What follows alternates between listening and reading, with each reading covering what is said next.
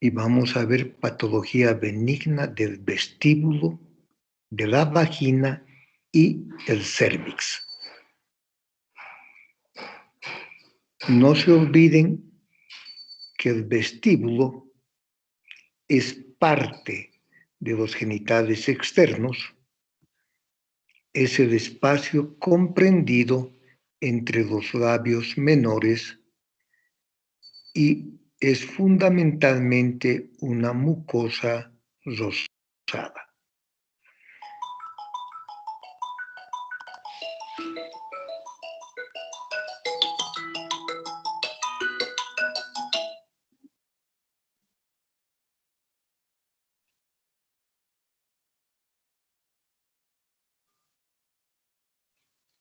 Desórdenes uretrales. Ustedes saben que el meato uretral desemboca en el vestíbulo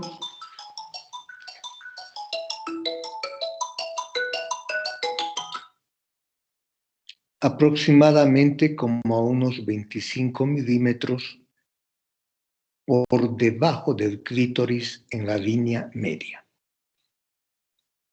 Por tanto, vemos esta parte de la uretra, aunque también le corresponde al urólogo. Entonces, podemos observar lo que se denomina prolapso uretral. Es la salida del epitelio uretral hacia el exterior con una coloración medio rojiza.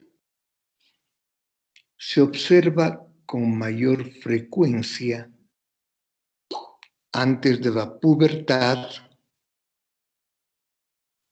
y en la posmenopausia, básicamente debido al déficit estrogénico. La mayor parte de los cuadros son asintomáticos.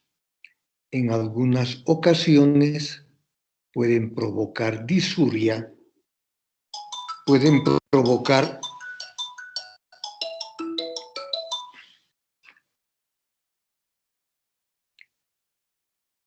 provocar infecciones y el tratamiento consiste en administrar estrógenos tópicos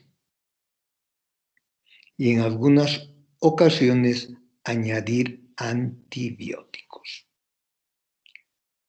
Divertículo uretral. Son pequeños sacos que pueden palparse muy próximos a la uretra. Generalmente son consecuencia de obstrucción o una infección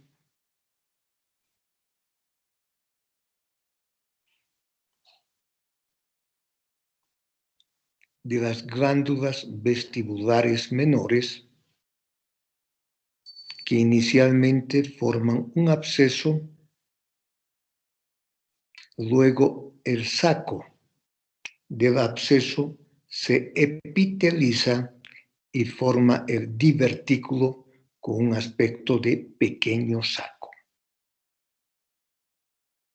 Clínicamente se manifiesta por disuria,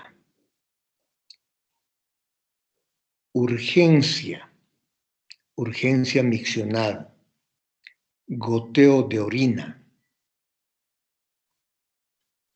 infecciones recurrentes y en algunos casos hasta con dispareunia. El tratamiento frecuentemente es quirúrgico acompañado de antibióticos. La carúncula uretral es otra patología que podemos observar al hacer el examen ginecológico y se puede visualizar una excrescencia rojiza a nivel del meato uretral. Frecuentemente es asintomático, pero en algunas ocasiones provoca disuria y puede favorecer las infecciones urinarias.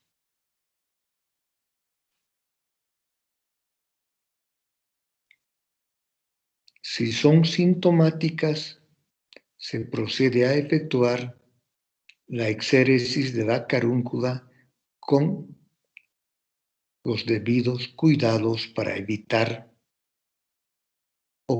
ocasionar fístulas uretrovaginales. Patología vaginal. Entre estos podemos mencionar el quiste de inclusión. Esto puede deberse a laceraciones durante el trabajo de parto, sobre todo en el periodo expulsivo.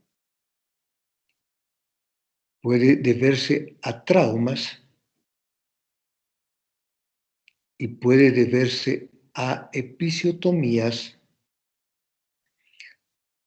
que no han sido suturadas correctamente plano por plano. En estos casos se produce una invaginación del epitelio vaginal. Luego se produce la formación de un quiste. Frecuentemente son asintomáticos, pero en casos de dispareunia, en casos de sangrado, es necesario efectuar exéresis del quiste de inclusión.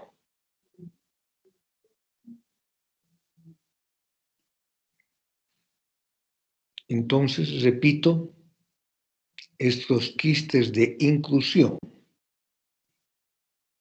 que resultan de la invaginación del epitelio vaginal se observan después de laceraciones, traumas obstétricos y con cierta frecuencia después de una episiotomía donde la episioterapia o sutura no se ha realizado adecuadamente plano por plano.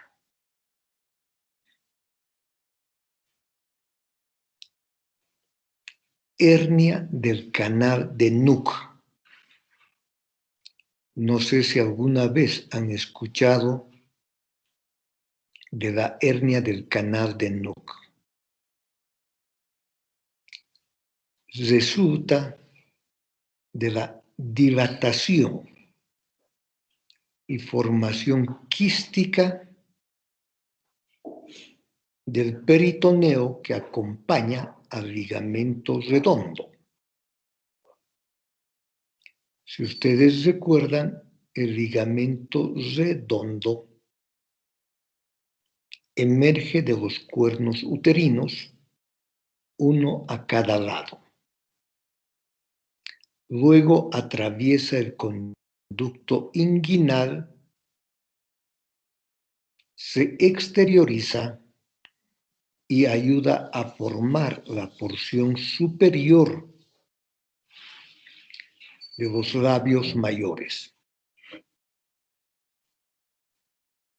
En estos casos muy raros, este peritoneo que acompaña al ligamento redondo forma un conducto quístico y puede manifestarse como un hidrocele en el labio mayor. Y lógicamente, como una hernia a nivel inguinal. Repito, es raro, pero puede presentarse este cuadro clínico denominado hernia del canal de Nuc. Endometriosis.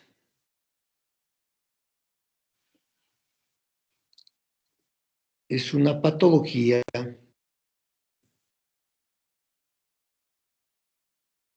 que en casos de endometriosis, sobre todo pélvica, puede también tener manifestaciones a nivel vaginal, sobre todo en la porción superior de la vagina y principalmente en el fondo del saco posterior o fornix posterior. Se produce como una extensión del tabique recto-vaginal. Cuando se coloca el espéculo, se pueden observar pequeñas tumoraciones quísticas oscuras, algunas veces negras, blandas, con un diámetro generalmente de 3 a 8 milímetros de diámetro. En algunas ocasiones, este tejido endometrial fuera de la cavidad uterina puede presentar un sangrado junto con la menstruación.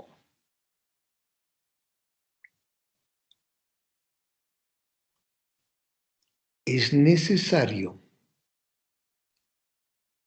tomar una biopsia de estos pequeños quistes para confirmar el diagnóstico. Una vez confirmado el diagnóstico, el tratamiento es farmacológico y es solamente una manifestación de la endometriosis pélvica que se caracteriza fundamentalmente por dolor pélvico, dispareunia, dismenorrea, infertilidad. Por tanto, ocasionalmente podemos visualizar endometriosis a nivel vaginal y sobre todo a nivel del fondo de saco posterior.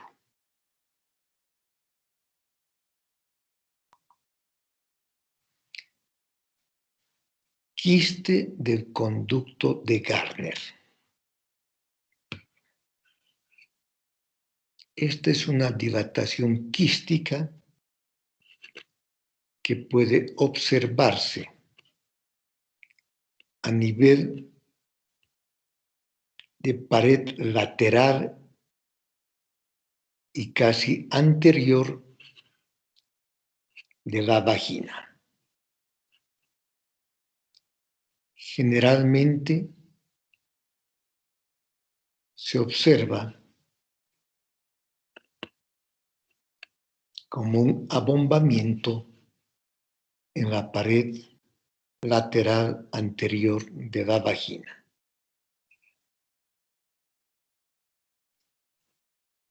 El quiste del conducto de Gardner son restos o vestigios embrionarios del conducto de Wolff o mesonéfrico. Si ustedes recuerdan, durante la vida embrionaria temprana, un embrión femenino va a tener tanto el conducto de Wolff o mesonéfrico como el conducto de Müller o paramesonéfrico.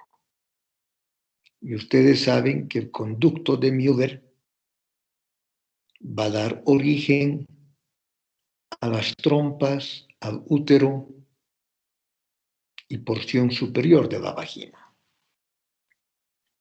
En cambio, el conducto de Wolff va a dar origen al epidídimo, al conducto deferente, o sea que todo está relacionado con los conductos masculinos. En condiciones normales, si es un embrión, un feto femenino, debe desaparecer completamente el conducto de Wolff, pero en algunas ocasiones persiste una porción de este conducto de Wolff y que va a dar origen al quiste del conducto de Gardner. Frecuentemente son asintomáticos. Solo cuando están muy dilatados, están muy voluminosos, son sintomáticos y pueden provocar dispareunia, hay que hacer exéresis de este quiste. Restos o vestigios del conducto de... No se olviden que hay dos conductos de Wolff, dos conductos de Müller. Generalmente, estos vestigios se hacen evidentes a partir de la porción superior del ligamento ancho y se extienden hasta la porción media de la pared lateral vaginal. Estos vestigios en la porción superior van a dar origen a la hidátide de Morgagni, si es que persistiera. Porción superior o craneal. Luego, el epóforo u órgano de Rosenmüller, que es en la porción paraovárica. Luego el paraóforo y finalmente el conductor de Gardner, que es en la porción más caudal o distal del conducto de Wolff. Son patologías poco frecuentes, pero que ocasionalmente, al hacer el examen ginecológico, al colocar el espéculo vaginal, podemos visualizarlos y luego, al hacer el tacto vaginal bimanual, podemos palparlos, sentirlos y seguir algo de su trayecto. Si es asintomático, simplemente observación. Y en la mayor parte de los casos es un hallazgo casual, por tanto es asintomático. En caso de ocasionar sintomatología, sobre todo dispareunia, es necesario extirpar el conducto de Gardner.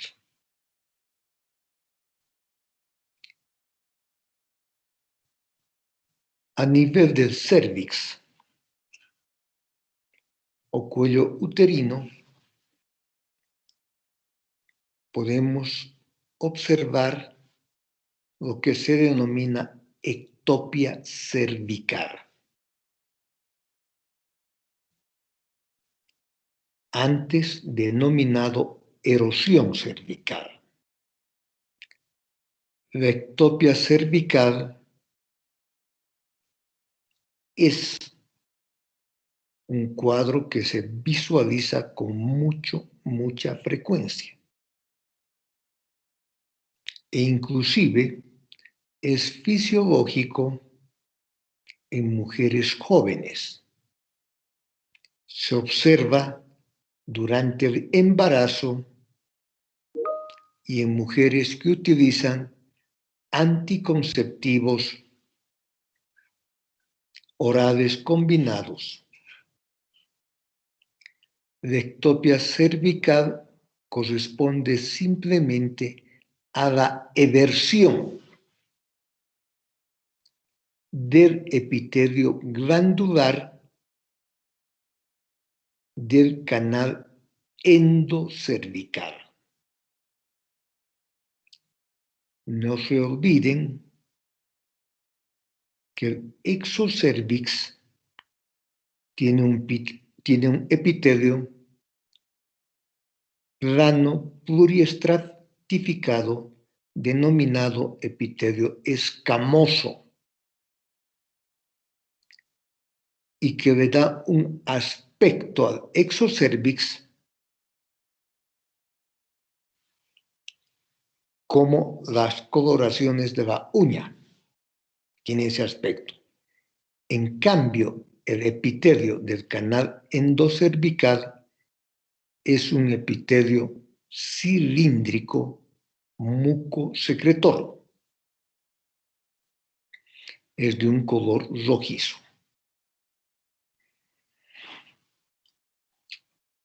La ectopia se produce por hipertrofia e hiperplasia de las glándulas o de las células cilíndricas del canal endocervical. Estas células cilíndricas son glandulares. Entonces, como existe hipertrofia, aumento en el tamaño, e hiperplasia, aumento en el número, salen al exterior y se pueden visualizar a nivel del orificio cervical externo. Generalmente se observa como una zona rojiza en la ectopia cervical. Está bien delimitada. En ocasiones puede tener una secreción mucosa y en algunas ocasiones puede presentarse sangrado postcoital o sinusoragia. Recuerden que el epitelio plano pluriestratificado o escamoso es el que tiene mejor respuesta a los traumatismos a nivel vaginal. Ectropium cervical. Quiero aclarar que algunos textos utilizan ectopia cervical y ectropium cervical como sinónimos. Otros, como el texto de Ginecología y Obstetricia de Lawrence Impey, hacen la diferencia entre ectopia y ectropio. En estos casos también existe una eversión, una salida hacia el exterior de las células cilíndricas que revisten el canal endocervical. La diferencia para estos autores es que tiene bordes no bien delimitados. En cambio, en la ectopia, los bordes están muy bien delimitados. También pueden provocar una secreción mucosa. Con mayor razón pueden ocasionar sinusorragia y pueden ser asiento de enfermedades infecciosas de transmisión sexual y luego provocar una descarga mucopurulenta. Cervicitis aguda. En estos casos, a la ectopia o al ectropion se agrega un proceso infeccioso, básicamente por estafilococos, estreptococos, clamidia, gonorrea y en algunas ocasiones Gardnerella vaginalis. Esto va a ocasionar una secreción mucosa mucho más abundante, va a ocasionar una descarga mucopurulenta, dolor en la parte inferior del abdomen, dolor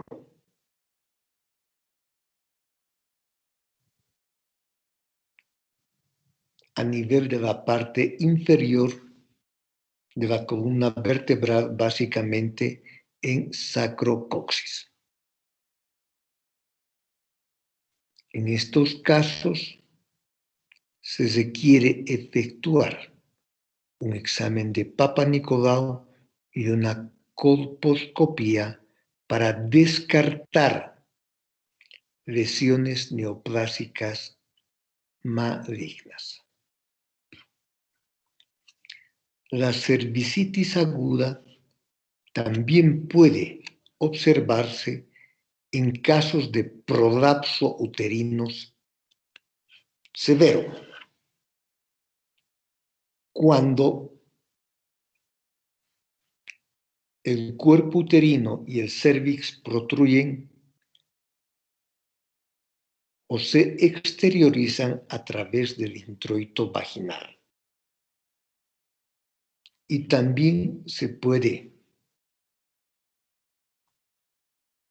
observar una cervicitis aguda en casos de uso de pesarios, que son dispositivos para mantener los órganos pélvicos en su posición como una especie de soportes colocados intravaginalmente. Entonces, la cervicitis aguda son ectopia o ectropion con infección sobreagregada, generalmente infecciones de transmisión sexual, y en algunas ocasiones pueden deberse a un prolapso uterino o al uso de pesarios a nivel intravaginal. La cervicitis crónica. Una cervicitis aguda, si no es tratado oportunamente y en forma adecuada, se puede convertir en una cervicitis crónica que cuando se coloca el espéculo se va a ver un orificio cervical externo completamente inflamado, rojizo, que produce una secreción mucosa o mucopurulenta abundante y además que sangra fácilmente con el contacto con la instrumentación.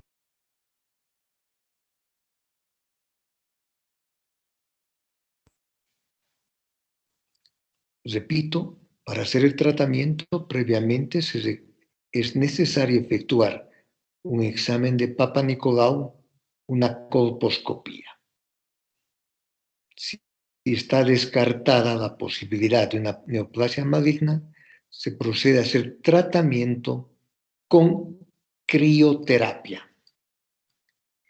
Anteriormente se hacía con electrofulguración, pero se han observado mejores resultados aplicando o efectuando crioterapia a nivel de estas lesiones presentes en el exocervix. Pólipo cervical. Es una tumoración blanda, rojiza, friable, que puede ser pediculada o puede ser sésil. Sésil significa que está unido a otro tejido, pero por una unión extensa. Y pedículo está unido como con un pequeño tallo. Generalmente es una proliferación excesiva del epitelio cilíndrico endocervical. Frecuentemente son asintomáticos. En algunas ocasiones provocan sangrado intermenstrual o pueden provocar sinusorragia, que es el sangrado durante el coito. El tratamiento es agarrar el pequeño pólipo con una pinza de Arrow o Fester y rotar la pinza hasta que el pólipo pueda desprenderse de su pedículo. Una vez obtenida, siempre es fundamental, necesario, enviar a patología para su estudio y descartar malignidad. Muy raras veces pueden malignizarse, pero es obligatorio mandar a patología para descartar cualquier posibilidad de malignidad.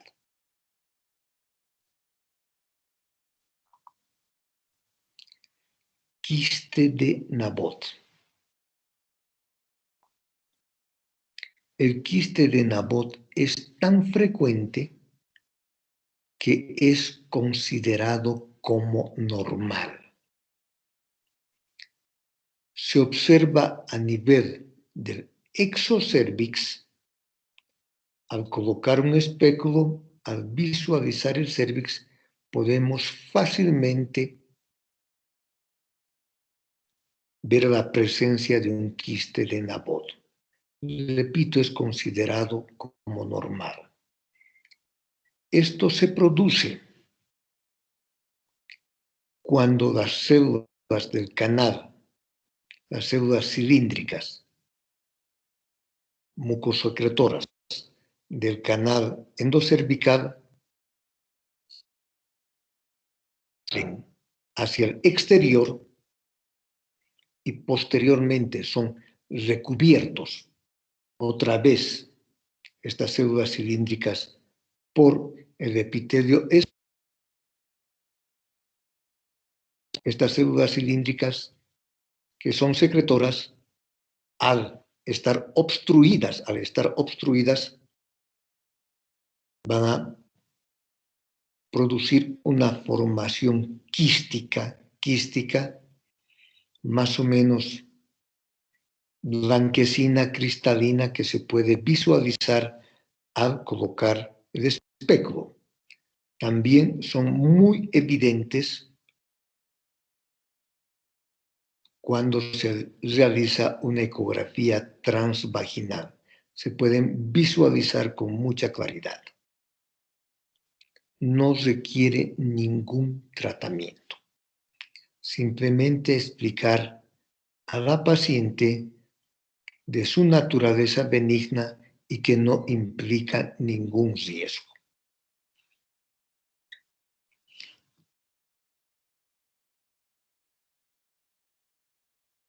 Anomalías congénita vaginal.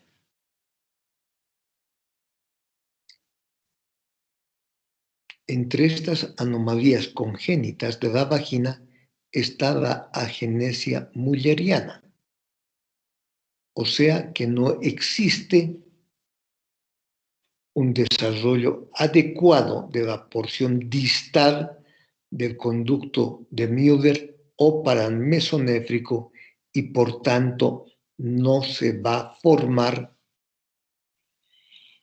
la vagina. El himen imperforado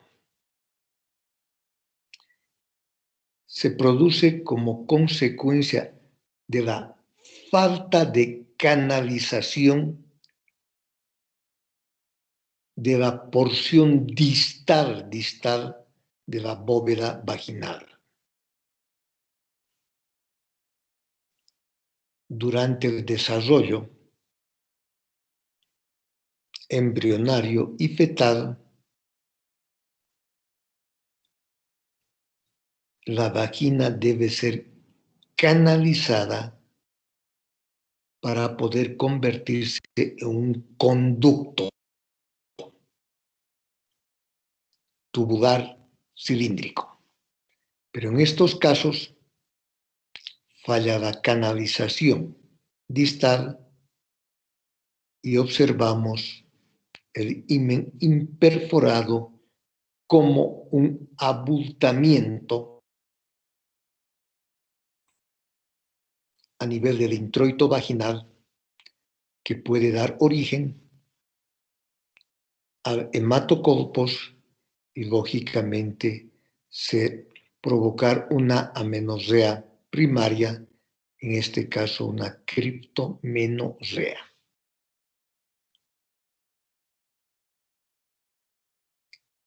Tabique vaginal transverso.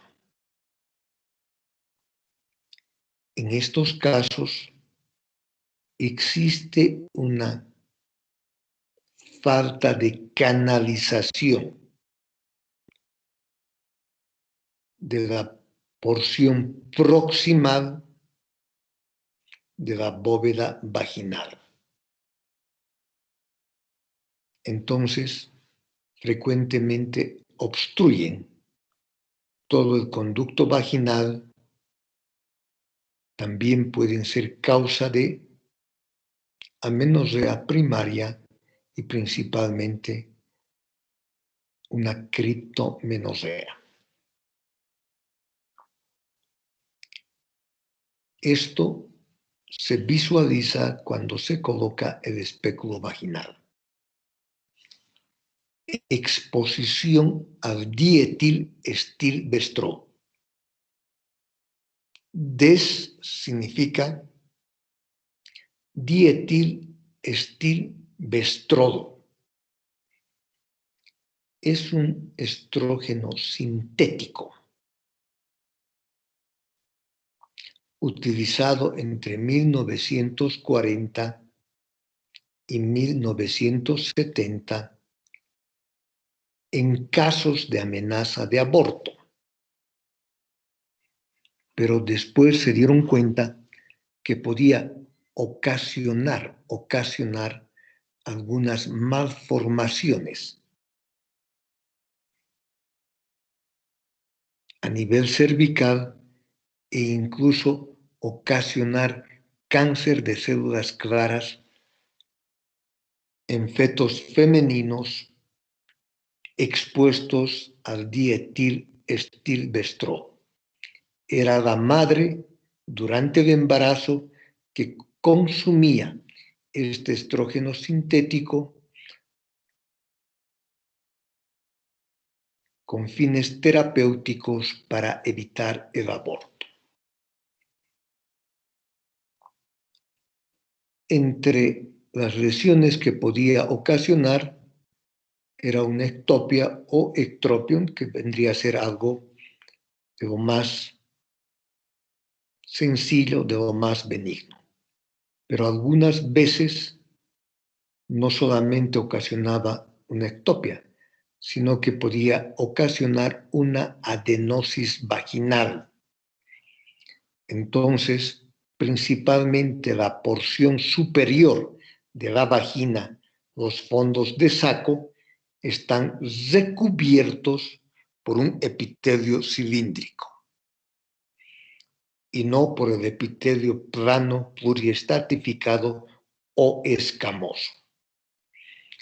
Además, a nivel cervical podían provocar una hipoplasia cervical, un collar cervical,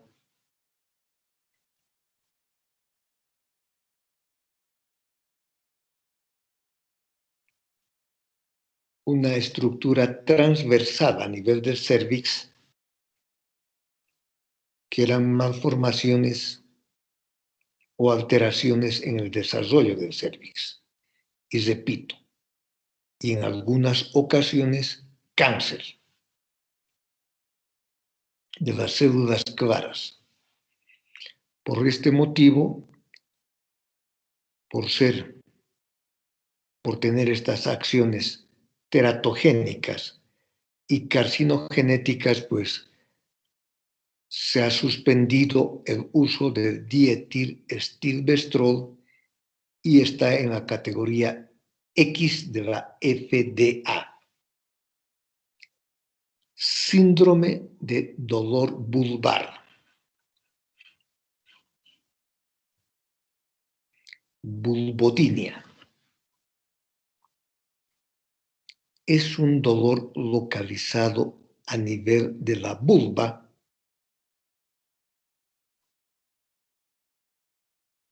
donde no es posible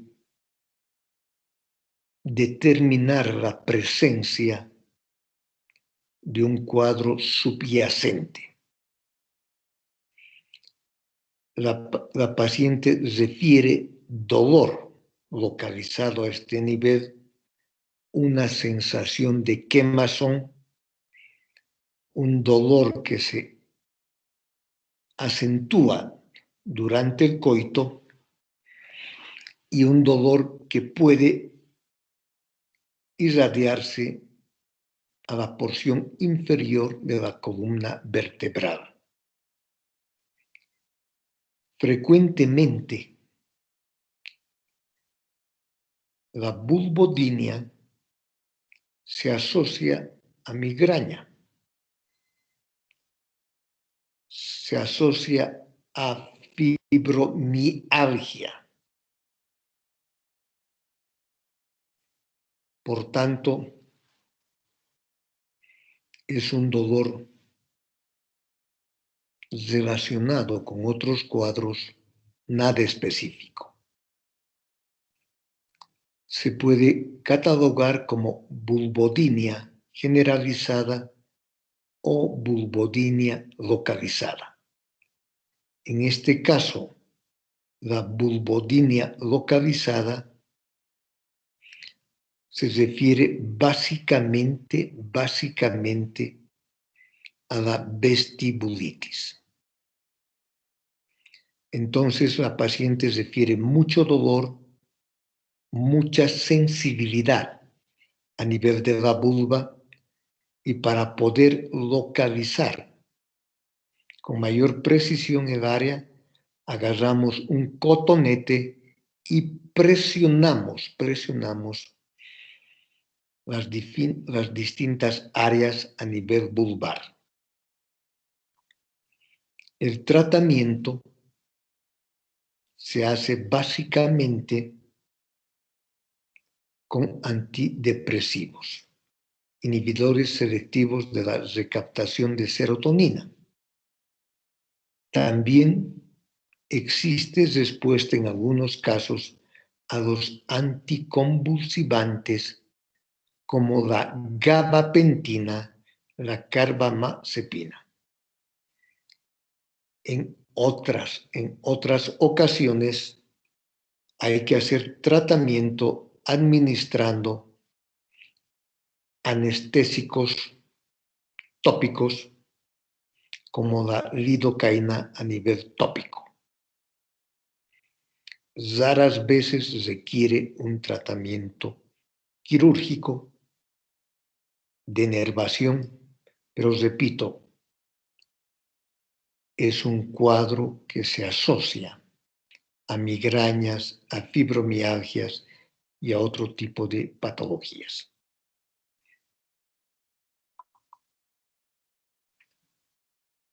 En el síndrome de vestibulitis vulvar, el dolor está mucho más localizado en el área comprendida entre los labios menores. Es mucho más sensible y realmente podemos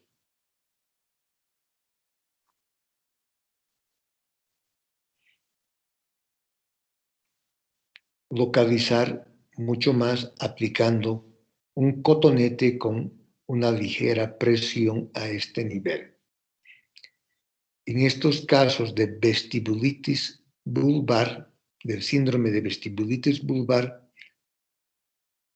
hay que descartar el cuadro de adenitis vestibular que habíamos descrito en la clase anterior. También puede existir mialgia del músculo elevador del ano.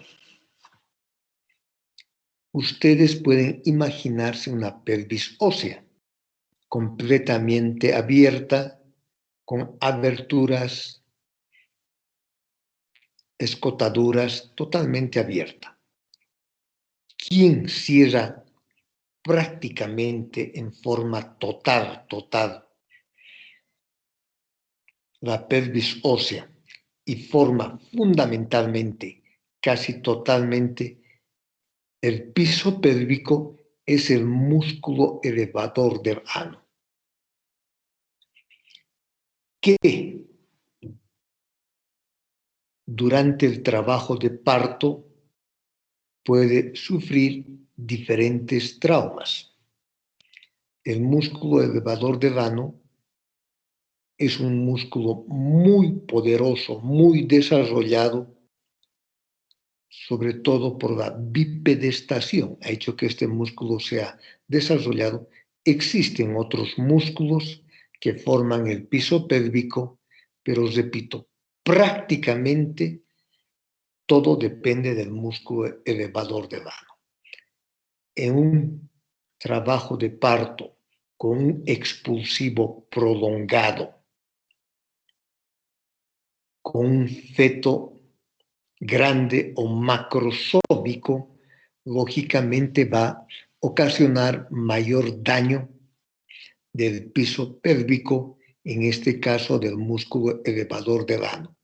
Pueden dañar los nervios y también podemos ocasionar daño de los nervios, sección de los nervios durante una episiotomía realizada en forma excesiva, muy grande y tal vez inoportuna antes del tiempo adecuado. Mialgia del músculo elevador del ano.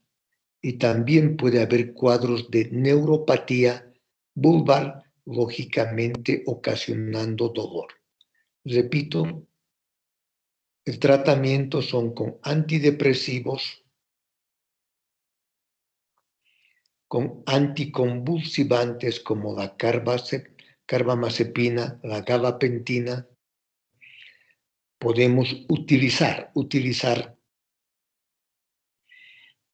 lidocaína tópica y en algunas ocasiones anestésicos y antiinflamatorios de depósito en forma inyectable. Muy bien, con esto hemos terminado el tema de patología a nivel vestíbulo, de la vagina y de cervix. Si alguien tiene alguna pregunta, alguien quiere alguna aclaración, con mucho gusto. Doctor, buenas noches. Sí, adelante, por favor. Doctor, una consulta. Este tema de patología benigna, vestíbulo, vagina y cervix, ¿en qué bibliografía podemos encontrarla? Mira, repito, yo tengo el texto, es en inglés, Obstetrics and Gynecology, el autor es Lawrence Impey. Tengo. Inclusive les dije que entre ectopia y ectropion, algunos autores lo consideran como sinónimos.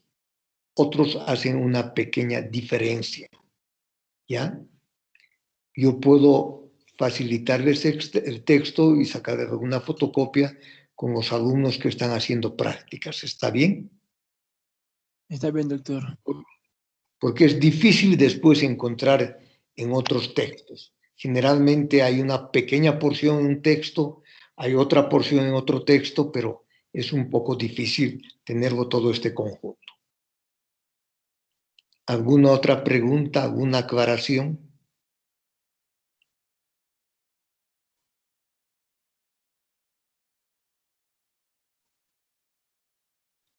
Si no hay más preguntas, que tengan buena noche. Volvemos a encontrarnos el día jueves en la mañana. Que tengan buena noche. Gracias, doctor. Hasta luego. Gracias, doctor. Gracias, Buenas doctor. Hasta noches. luego.